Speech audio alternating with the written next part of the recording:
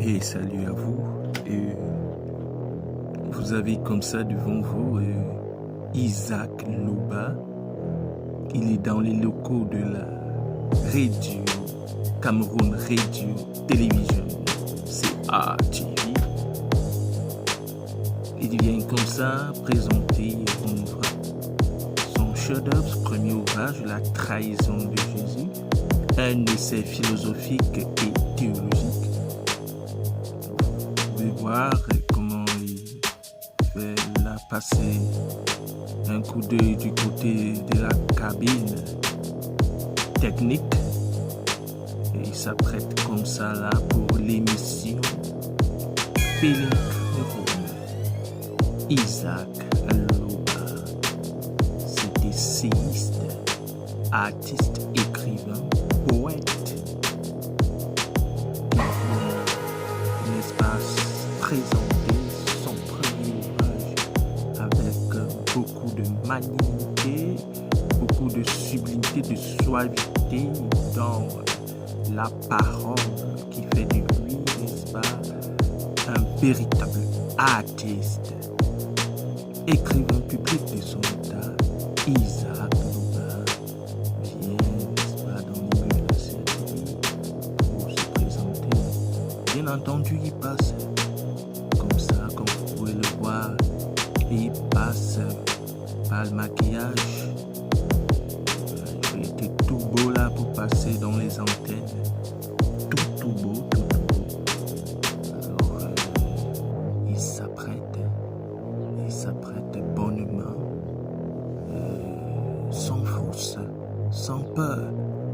Et là, il est assis, il attend son tour. Puis c'est une émission et chacun passe. Et lui, il attend son tour. Dans quelques secondes, il sera sur le plateau. Et bien ça y est, il est sur le plateau. Il est déjà en train de venir sur le plateau. Et d'ici une seconde, il sera sur le plateau, ça y est. Le voici en plein plateau. Le plateau de Feeling Cameroun. Pour avoir quelques minutes de présentation de son premier ouvrage et de lui-même. C'est un moment magique, un moment exceptionnel pour la carrière de cet écrivain emblématique qui, n'est-ce pas, marque un pied. Prochain invité est un écrivain. Voilà le titre même de son ouvrage, celui qui vient présenter ce matin. Je vais d'abord lui dire bonjour avant de vous donner le titre de cet ouvrage. Bonjour Isaac Loba. Bonjour. Comment allez-vous? Oui, ça va très bien par la grâce de Dieu. Voilà, il parle de la trahison de Jésus. C'est le titre du livre que vous venez présenter ce matin. Oui, c'est bien ça. Avant de parler de ce livre, parlez-nous de vous. Comme vous le voyez bien, je suis l'auteur de ce livre, donc je suis auteur et je suis également un artiste de l'écriture. Donc ce qui fait que dans notre jargon, nous avons plusieurs genres littéraires. Et moi, je m'inscris dans le genre essayiste. Donc, je suis un essayiste. Je suis également poète parce que cet ouvrage est un essai poétique. D'accord. Oui, donc, ce qui fait que dans sa pluralité disciplinaire, tout le monde trouve son compte à l'intérieur. D'accord. Donc, il y a de la philosophie, de la théologie, et il y a également de la poésie. Même si j'ai d'autres œuvres, autant pour moi, typiquement poétiques, mais cette œuvre est un chef-d'œuvre à proprement parler. Vous êtes un homme de Dieu, pasteur, prêtre. Vous comprenez, voilà la question. J'écris beaucoup sur la théologie, en fait. Tout ce qui concerne Dieu, j'écris beaucoup dessus. Ça vous passionne? Oui, ça me passionne parce que Dieu, les hommes ont horreur du vide, donc chacun essaie de voir un être transcendant qui le surpasse et ça fait en sorte que beaucoup de gens s'accrochent sur les dieux. Or, moi, je traite un Dieu monothéiste, c'est-à-dire que la croyance en un seul Dieu.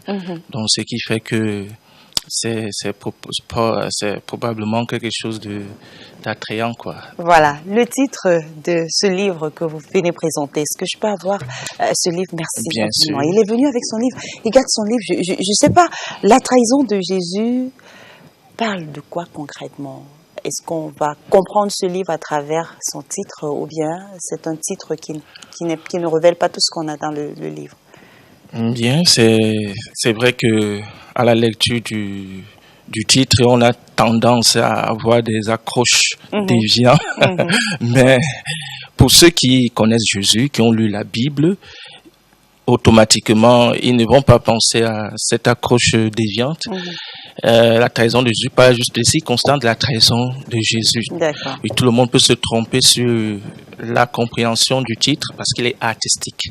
C'est un titre artistique qui, n'est-ce pas, amène la curiosité du lecteur à vouloir découvrir ce qu'il y a à l'intérieur. En même temps, ça dévoile subtilement, de façon nuancée, de façon subtile, tout ce qui peut entraver la personne même immense et suave de Jésus-Christ, qui, n'est-ce pas, prête à confusion dans les obédiences, les idéologies et les philosophies qui pilonnent dans les librairies, en fait. Maintenant, on a envie de comprendre, est-ce que dans ce livre, vous parlez uniquement de la trahison proprement dite de Jésus, comme elle est écrite dans la Bible, ou bien vous la traitez d'une autre manière? Qu'est-ce qu'on retrouve dans votre livre? Justement, dans ce livre, ce qui fait sa particularité, c'est qu'il est vraiment atypique. Il ne ressemble pas à la Bible, il ne ressemble pas au magistère, c'est-à-dire les livres, la parole de Dieu. Il parle de quoi, s'il vous plaît? Il parle de la trahison de Jésus. Elle est différente de celle qu'on retrouve dans la Bible, je ne comprends pas. C'est une trahison qui, n'est-ce pas, est atypique. C'est-à-dire, je montre là comment est-ce que Judas est finalement arrivé à la trahison. C'est-à-dire, je creuse jusqu'aux les idéologies et les philosophies qui pilonnent dans les librairies, en fait. Maintenant, on a envie de comprendre, est-ce que dans ce livre, vous parlez uniquement de la trahison proprement dite de Jésus, comme elle est écrite dans la Bible, ou bien vous la traitez d'une autre manière? Qu'est-ce qu'on retrouve dans votre livre? Justement, dans ce livre, ce qui fait sa particularité, c'est qu'il est vraiment atypique. Il ne ressemble pas à la Bible, il ne ressemble pas au magistère, c'est-à-dire les livres, la parole de Dieu. Il parle de quoi, s'il vous plaît? Il parle de la trahison de Jésus. Elle est différente de celle qu'on retrouve dans la Bible, je ne comprends pas. C'est une trahison qui, n'est-ce pas, est atypique. C'est-à-dire, je montre là comment est-ce que Judas est finalement arrivé à la trahison. C'est-à-dire, je creuse jusqu'au fond. C'est-à-dire, Judas n'est pas quelqu'un, je traite dans un chapitre où je montre que sa trahison n'est pas préétablie. C'est-à-dire, son destin n'a pas été de trahir Jésus. Il en est de même pour nous tous. Donc, c'est vraiment accrochant, ça fait réfléchir et c'est vraiment à côté de la pensée commune. Vous avez dit pour ceux qui connaissent la Bible, je ne vais pas prétendre connaître la Bible, mais quand même je la lis. Donc pour dire que son destin n'était pas, c'est pas un peu faussé les lecteurs de la Bible, parce qu'on nous fait comprendre dans la Bible que il était déjà dit, lui déjà, si Dieu qui est omniprésent, omnipotent, ce grand Dieu qui avait déjà dit, c'était Judas. Maintenant vous dites le contraire. Justement, c'est la vie de Judas. Et si elle est mentionnée dans les Saintes Écritures, c'est pour nous aider à tirer profit. C'est-à-dire, nous ne devons pas tomber dans les mêmes pièges que Judas. C'est exactement pourquoi son histoire est dans la Bible. Parce que la Bible, c'est un livre écrit par les hommes qui ont sélectionné des morceaux d'écrits. Ils ont vu, voilà, ce qui peut aider le lecteur a grandi dans sa foi. Et vous, étant un humain, vous apportez votre contribution? J'ai fait des investigations. D'accord. Je me suis rendu compte qu'effectivement, Judas est devenu traître. Il n'est pas né traître. Ok. Bon, c'est votre manière de voir les choses, votre interprétation.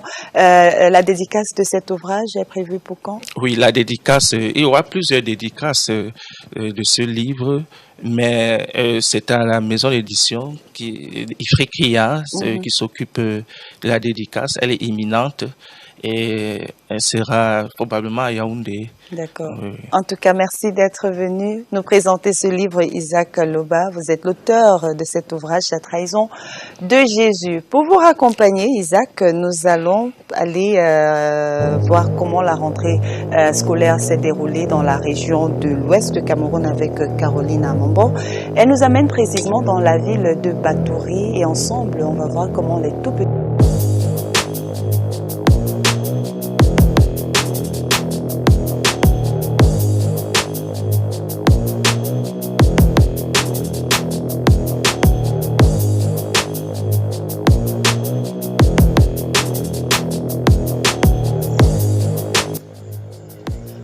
Bonjour à tous, je sors comme ça de la CATV, l'émission Cameroun Féline. Je t'ai présenté mon ouvrage, je t'ai également me présenté, c'était fantastique, c'est super, c'était super, très super, donc je suis en train de rentrer. J'espère que vous avez vu l'émission, vous avez vu mon passage sur cette émission, un petit topo, ça vous a plu? Qu'est-ce que ça vous a fait avec ce passage de l'artiste de nous? Donc, en tout cas, il y a des choses